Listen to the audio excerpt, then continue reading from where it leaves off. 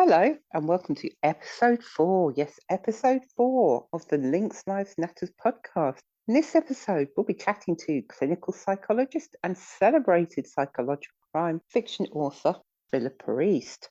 But first, a quick word from our friends. J&S Plumbing. J&S Plumbing is your local, friendly, reliable plumbing and heating engineer covering Lincoln and surrounding areas. Our experienced and fully qualified heating engineers are on hand to carry out boiler installation, repairs and servicing. Just call 01522 708 208. That's 01522 708 208 or email sales@jasplumbingandheating.co.uk. Hello and welcome to the Links Lives Natters podcast. Award-winning author Philippa East, how are you? Hello, I am really well and really happy to be with you this evening. Thank you very much for agreeing to come on the Links Lives Natters podcast. I mean, I've been following you on Twitter for a while and I thought, what an interesting lady to get on the show, because you just don't do books, but we'll go into that a bit later on. But what I wanted to know, at what point did you decide to be an author and what was your path to publication? Because it wasn't your chosen career to start with, was it?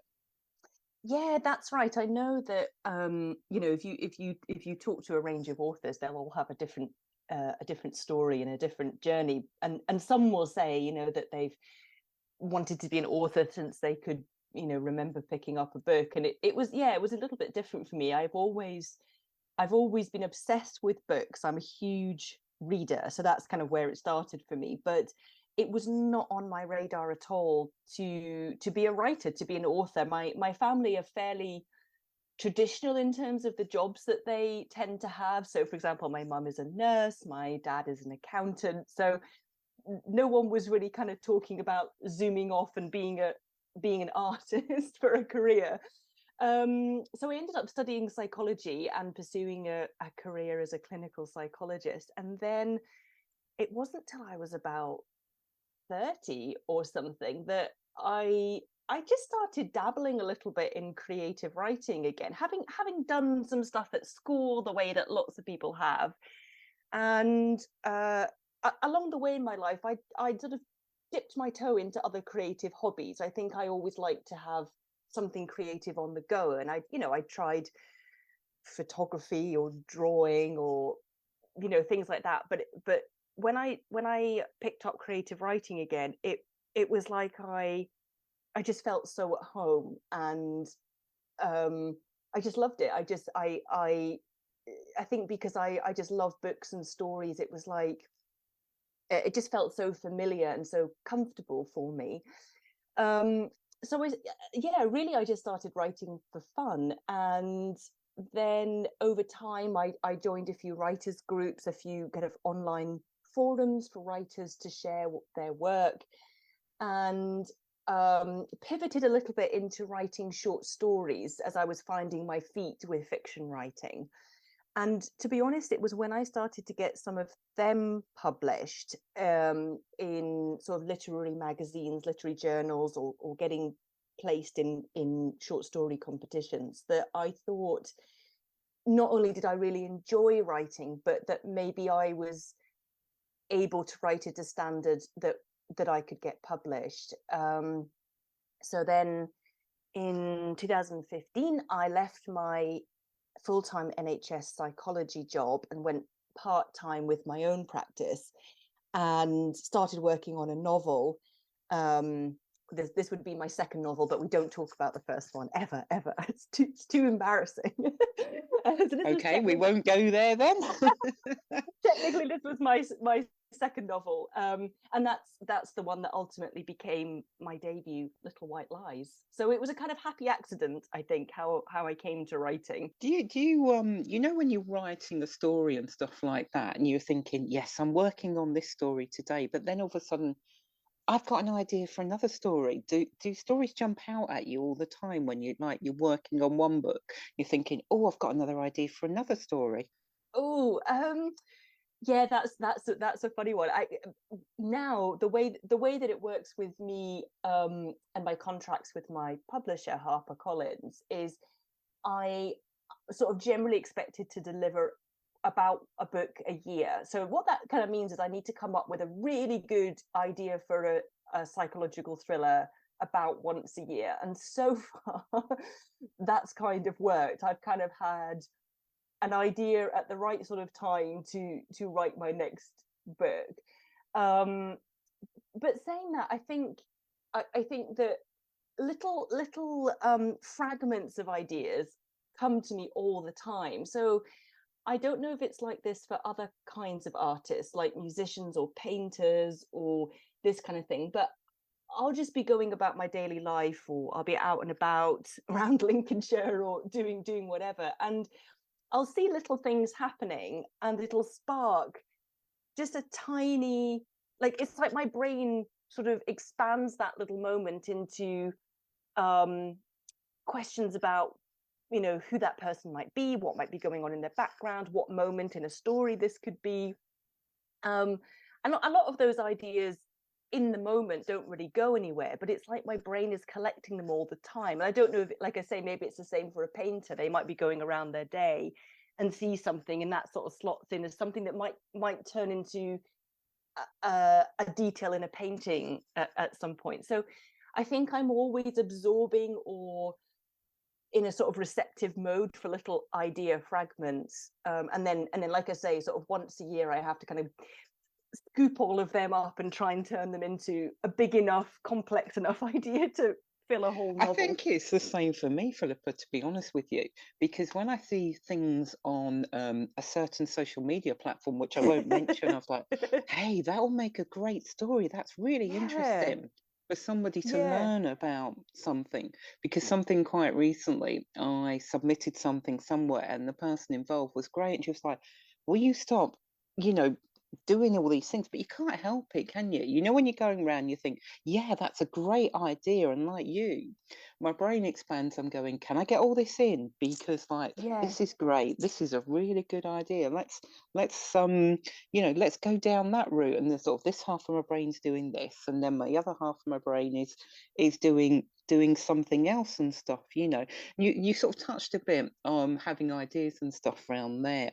Do your family ever get worried, or your friends around you think, am I going to ever end up in one of your books? Because I've spoken to authors before and they're sort of like, I'm thinking, am I going to end up in one of your books? And do your friends and family think I'm going to end up in one of your books, or are they so used to you now, sort of thing?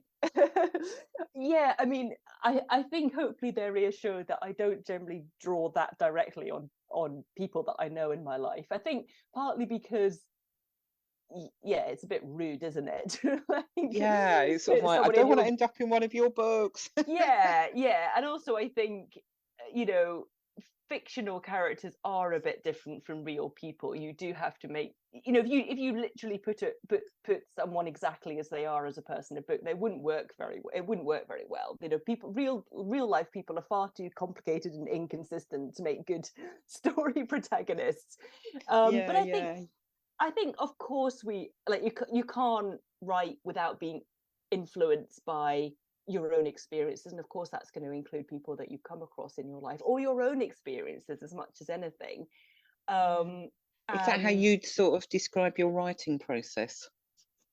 Yeah, I think for me, I think writing is a way of me distilling a lot of my own experiences, and I don't mean that I directly kind of write as a form of therapy or catharsis, although creative writing can be great for that as well.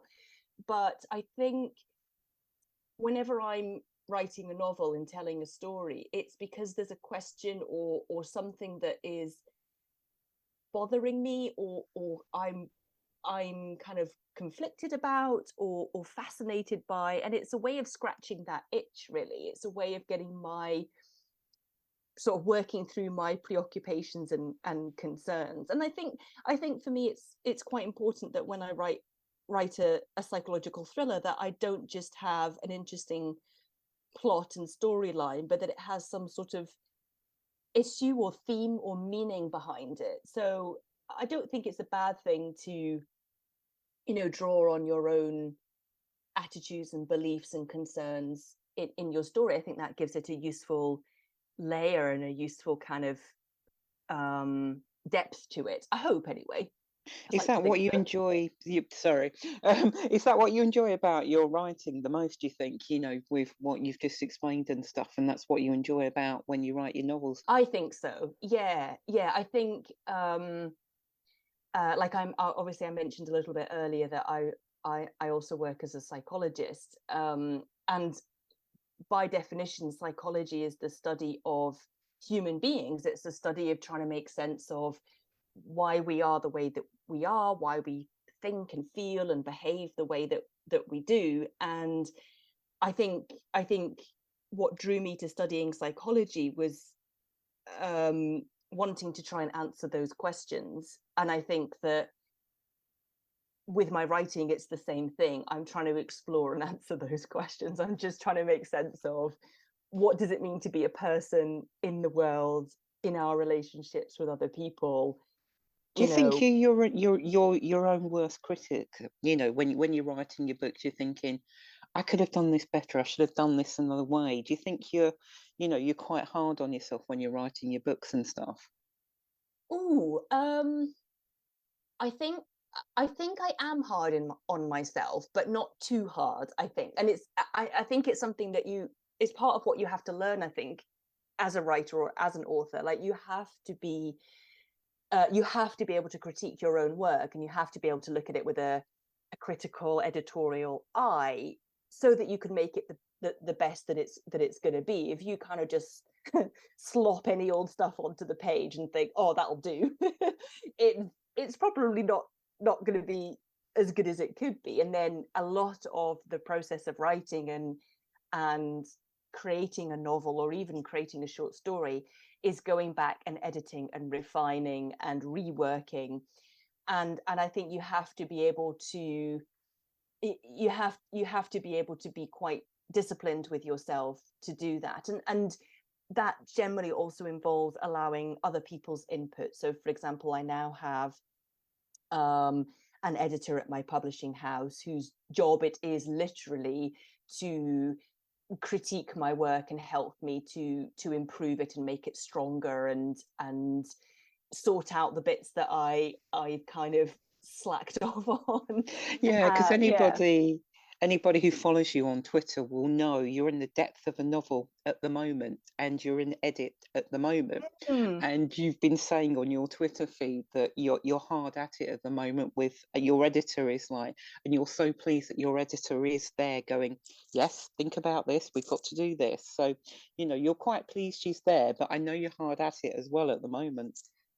Yeah, exactly. So it's always like it's always this kind of mixture of like wanting to cry and stamp my feet and throw my laptop out the window or at my editor's head, because I'm like, I don't want to have to do more work on this. I want you to tell me it's perfect. Do you think she's your toughest critic? Is she my toughest critic? I mean, I suppose it's quite a difficult question to answer, in the sense that she's I don't share my writing with many other people these days, because I have my editor. And I think so probably the people who give me editorial input, or who I go to for editorial input, are my editor, and then also sometimes my agent as well. And I think they're both equally tough, but I think that's correct. That's their job, because they are the ones who are helping me get the book into a state where it's ready to be published, to go out on the market and hopefully sell well. So, and again, they're not being tough because they just want to be mean or anything. They're being tough because they want to get you the best compliments, don't they? Yeah, exactly. And they believe in me, and they believe that I can, they trust that I will be able to make those improvements to my work. And if they were like, okay, well, this manuscript isn't very good, but it's probably the best Philippa can do, we'll just leave it. Or if they were like, we can't be bothered helping Philippa edit her manuscript, we haven't got time, that would be a real shame. It's a bit like, I often liken it to an athlete with a coach. Is their coach their toughest critic? Yeah, probably, because that's their job. The job of the coach is to get the absolute best out of that athlete and have faith in that athlete to perform maybe better than the athlete even thinks they can themselves, and that's good. You know, you want someone who's going to push you to do your absolute best, and sometimes, you know, push you to work on something further than you might yourself, because you can't see how it could be improved further, but they can, and they have faith that you can do that too. Yeah, because at the top of the podcast, we mentioned award-winning author. Do you want to explain to the listeners about the award that you've won? Yeah, so my debut, Little White Lies, was shortlisted, didn't win, but shortlisted, which is still pretty good, for the Crime Writers Association award for best debut of 2020, which came as a complete shock to me. When I saw my book on the long list, I completely, you know, fell off my chair. And then when I saw it on the short list, I was really blown away, because really the Crime Writers Association is sort of the one of the kind of biggest bodies for crime writers, and you know, they have awards that people like Val McDermott win, and you Wow, know, Ian Rankin, this kind of thing, that you're kind of so competing big against. names. Yeah, you're competing against these kind of names, and to have my debut picked out for the debut award was fantastic. So That yeah. must have given you the real sort of like sense of achievement, like I can do this. You know, my Yeah. debut novel, I can do this. I can really make a career out of it, and that's what you've been doing. So when you Mm. go back to when you were at school, what advice would you give to your younger self, knowing that you're now an author? And when you were at school, you were saying that you tried different things, and you're now an author. What advice would you give yourself now, do you think, as that younger person starting out? Well, I think I'd probably say to anybody who, you know, has a creative itch, whether it's for writing or whatever, and they're a young person and they, you know, they really want to pursue that, is I would say, first of all, I'd say go for it. You know, like, um don't think that it's silly, don't think that it's a waste of time, don't think that it's you know, not serious enough, or it doesn't have value. um I think that pursuing our creative passions is an incredibly important thing to do, and it intrinsically has huge value. I think I'd also say that it is a little bit important to be realistic about the financials of it. Like, of course, it's quite difficult to have a steady income from creative passions, and most authors, and probably a lot of creative people, have, you know, even published authors like me still have some kind of day job, and that's fine. But you can, you know, you can do both. So, you know, it might be initially that you have to pursue your creative passion in your spare time, or you're pursuing your creative passion but you have a little job at the weekends and evenings to give you a little bit of extra money. But yeah, like I say, when I was growing up, it just wasn't on my radar that pursuing a creative passion could be a professional job or a professional career. And what's actually really nice now is, having said at the beginning of the podcast about how no one in my family, or people in my family, have quite sort of mainstream jobs, I have two young cousins now, one who's probably about, she must be about 15 now, and one who's about 18 now. And the 15-year-old is pursuing a career in professional dance, and Wow. the 18-year-old is pursuing a career in acting and directing, and has a show on at this year's Edinburgh Fringe. Her name is Ava Borthwick, giving her a little shout out. Give her a little plug there. Yeah, and I love the idea, whether it's just a generational thing or whatever, but I love the idea that, you know, they're being supported, and it's being recognized as a genuine, you know, to be able to pursue that as a passion and pursue that as a real job and a career. And I'm 100% behind them. Yeah, because I think I'm the same as you. Because, like, if somebody said to me when I was at school, because I recently sort of found out in the last 10 years I have dyslexia. And Ah. if somebody sort of said to me, you're going to work in journalism and radio, I would have gone, absolutely no way. Because my dyslexia would have bothered me, really, Yeah. really, really bothered me about them being, having dyslexia and being dyslexic, you know. And now I find it's really helped me, especially when I'm writing my scripts and things like that. I actually find them a lot better. So this has kind of helped me me as well, so I know where Yeah. you're coming from with support and stuff like that. Yeah. Saying that, not to put a dampener or anything like that, do you ever suffer with like writer's block? Do you sit there and thinking, I've got no ideas what I'm going to do, and then it's just sort of like, because I see a lot of authors, you know, read a lot of authors, they're saying, well, I'm taking a break at the moment. And you're thinking, are you sort of having writer's block? You know, has that ever happened to yourself? You're thinking, I'll come back to this. Touch wood, I haven't had. That's brilliant. Yeah, touch wood. Let's not jinx it. Let's all touch wood, yes. So, I mean, it's interesting what people mean by writer's block, but I would just put it as, for whatever reason someone is struggling to write, you know, whether that's to generate ideas, whether that's to translate ideas into, you know, a story, whether that's, you know, the inability to sort of sit down and put words on the page. And so far I haven't had that, but I could well imagine that happening at some point. And I think it can be, I think it can happen for a number of reasons. I think that, you know, if you have a bit of a, you know, say you're getting, you know, a lot of rejections for your writing, or as a published author, say one of your books gets really bad sales and maybe you get dropped by your publisher, I think that can have a huge knock on your confidence, and that can create a block in that you'll just become paralyzed because you feel like nothing you put down will be good enough, and it's quite unbearable to have to confront, you know, what you're putting on the page, because you've become super critical and super unconfident. I think I do worry about not being able to generate ideas. Like I say, I only have to come up with kind of one big one a year, so it's not too demanding. But the more books I write, the more ideas I've used up. And also, I think as a kind of professional author, you're trying always to have a book that stands out in the market. So, as my agent said to me a couple of months ago when I was thinking about ideas for my next book, which will be my 5th book, she said, and this is a sort of a direct quote from her email. She says, you don't want to just write your next great idea.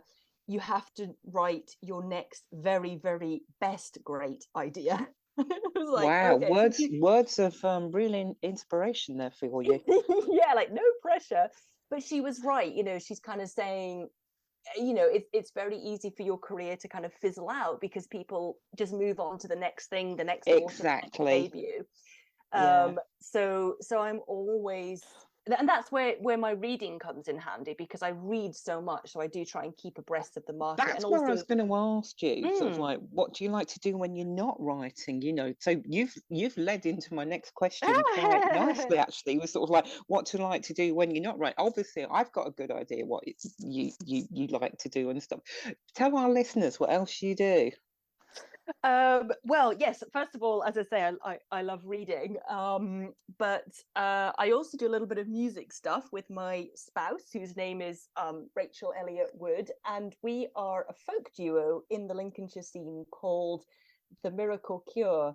So we regularly gig around the county, and yeah, that kind of keeps me busy. So that's kind of another creative outlet. Yeah.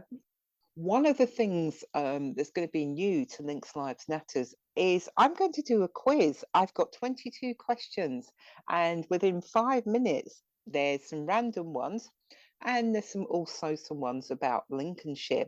So, Philippa East, you have 5 minutes starting from now. Describe yourself in 3 words. Introverted, passionate, and cat loving. What makes you laugh? My spouse's jokes. What's your favourite thing about Lincolnshire? Having come from London, I just love being out in the open countryside and the nature and the beautiful scenery. Yeah, I think you've answered number 4 as well, because I was going to say your favourite place to go in Lincolnshire. Yeah, just the countryside.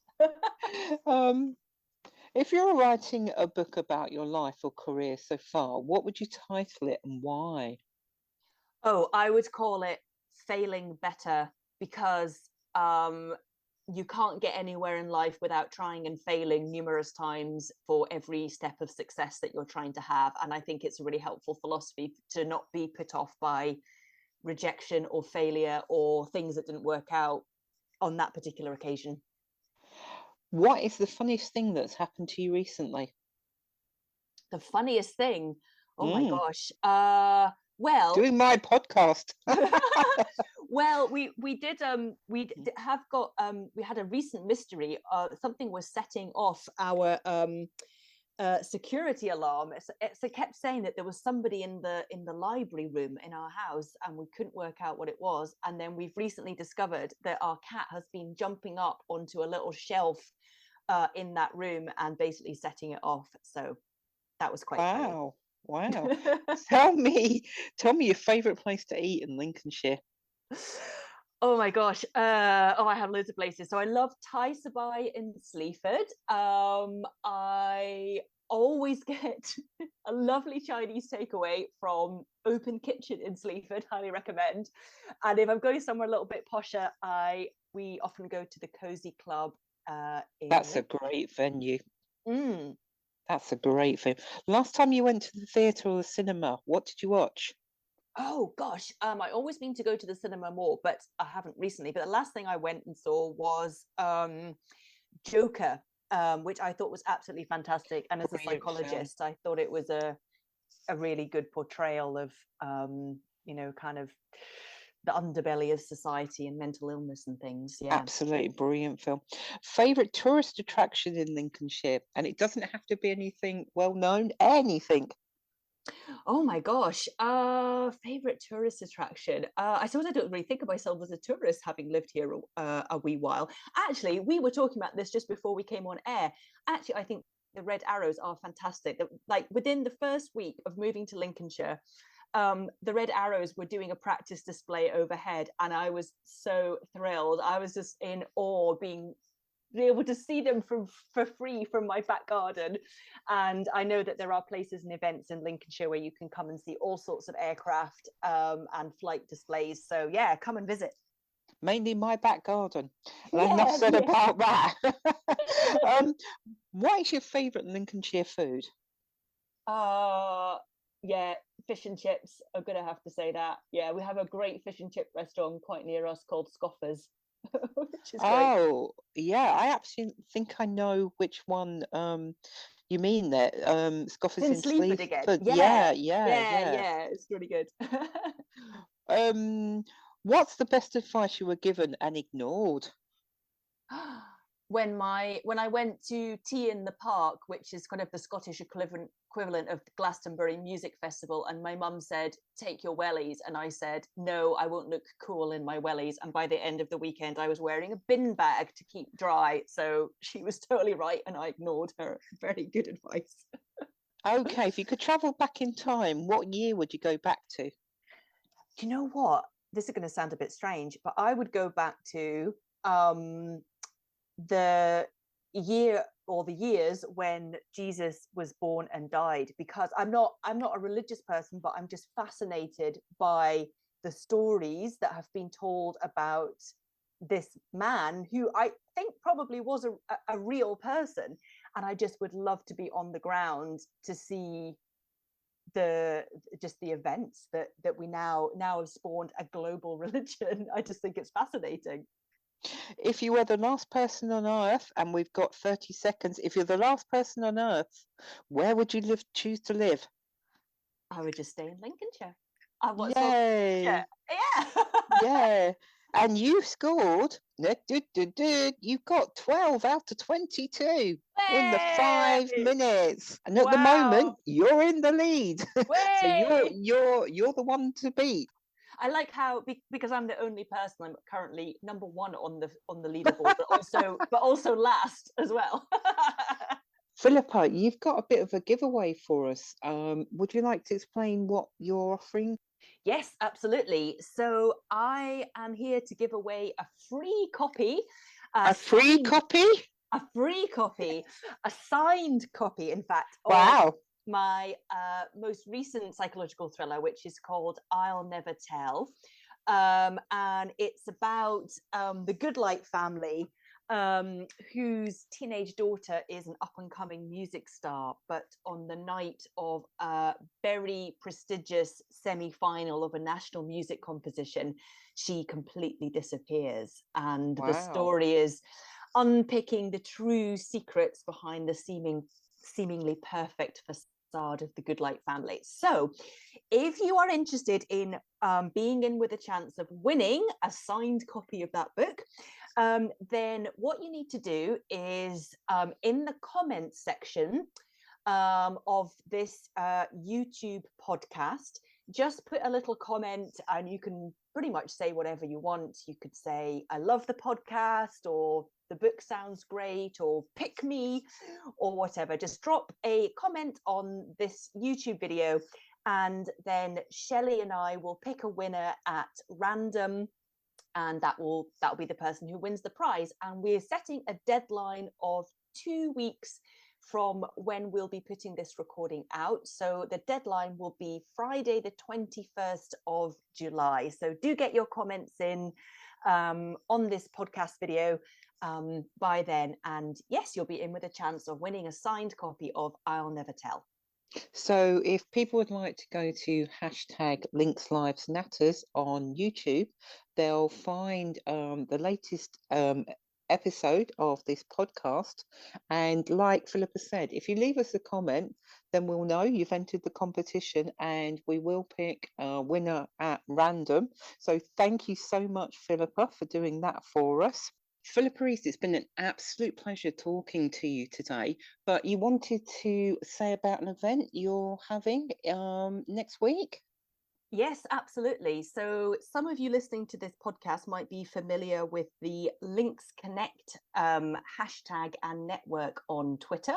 If you're not, and you're already on Twitter, then do check that hashtag out. It's a great way for local businesses and entrepreneurs in Lincolnshire to network and join up. I've been asked to do a host event on this Monday night for the Links Connect Hour.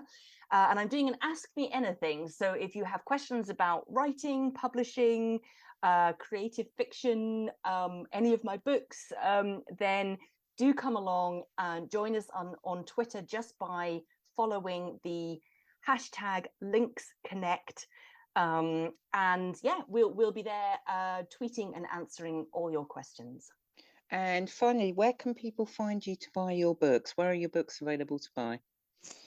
Yeah, absolutely. So local bookshops in Lincolnshire, including Linden Books, the Rabbit Hole Bookshop in Brigg, the bookshop in Stamford, also the Waterstones in Lincoln, in Boston, and elsewhere in Lincolnshire.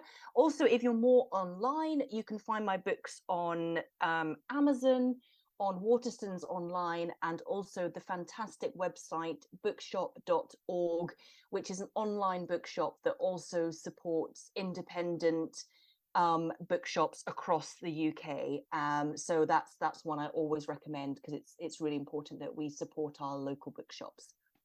Philippa East, it's been an absolute pleasure, and I'm sure we will chat again, or as we like to say, we'll natter again on the Lincolnshire Lives Natters podcast. Thank you very much, Philippa East.